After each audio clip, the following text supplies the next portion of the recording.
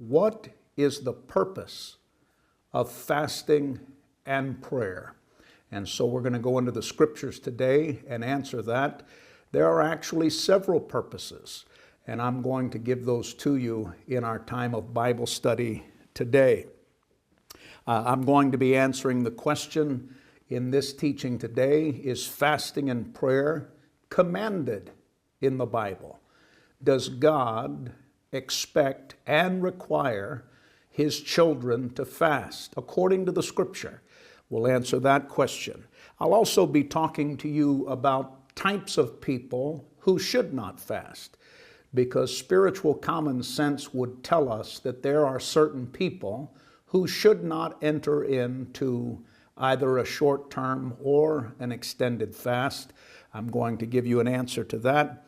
But mainly, I'm going to focus upon what is the purpose of fasting and prayer, and I'm going to take you into the Bible, and I'm going to show you that there are 10 biblical purposes as to why we fast and pray. And not only am I going to give to you the 10 biblical purposes for fasting and prayer, I'm going to take the time to show those to you straight from Bible passages. With that said, let's begin. Isaiah chapter 58. This is one of the most powerful, classic, Old Testament passages that deals with the subject of fasting and prayer given to us by the prophet Isaiah. Let's begin at verse 3. Isaiah chapter 58, verse 3. We have fasted before you, they say. Why aren't you impressed?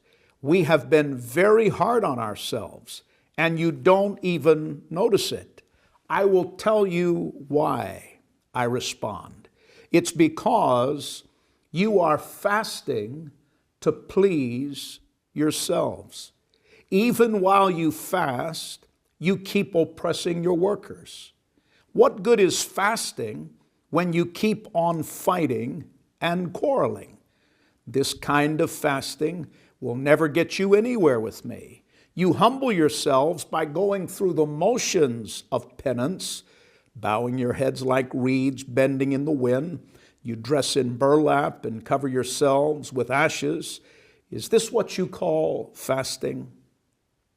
Do you really think this will please the Lord? Pause right there.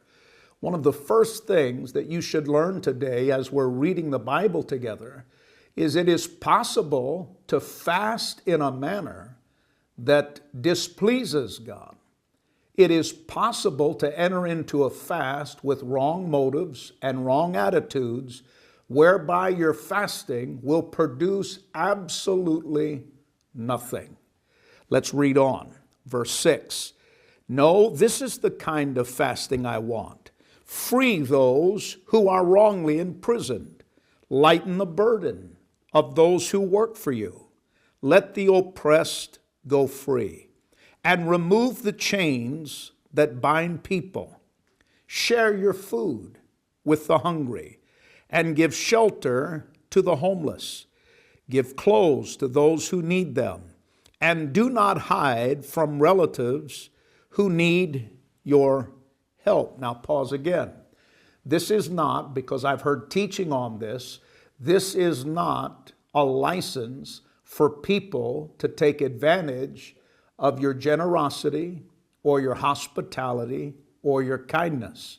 This is talking about specific types of oppression, and we as believers being mindful of it.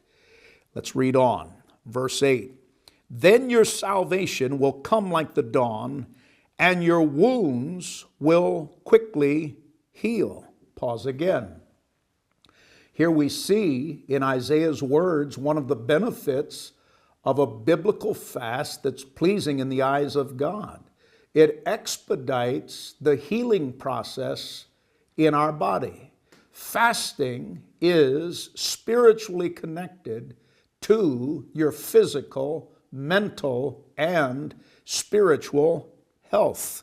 Your wounds will quickly heal. Your godliness will lead you forward. And the glory of the Lord will protect you from behind. Pause again. Fasting causes you to advance forward and upward, always in the will of God. The plan and the path of God for your life, when you're walking in obedience and humility and godliness, is to always lead you forward and upward. You do not serve a backward God. You do not serve a defeated God.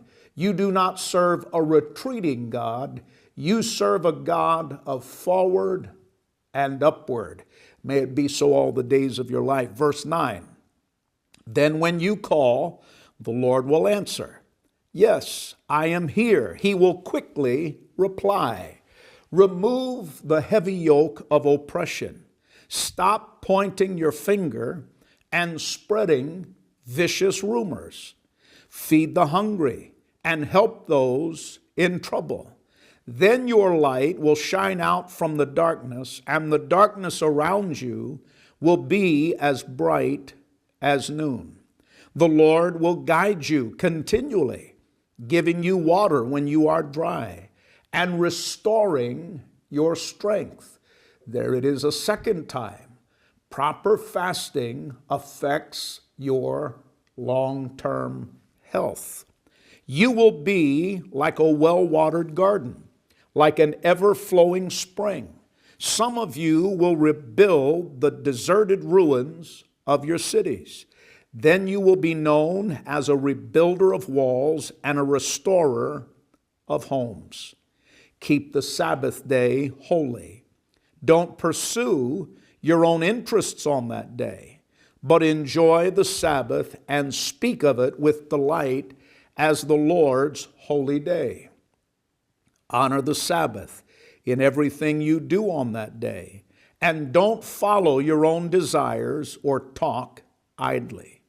Then the Lord will be your delight. I will give you great honor and satisfy you with the inheritance I promised to your ancestor Jacob. I, the Lord, have spoken. Let's take a moment to pray.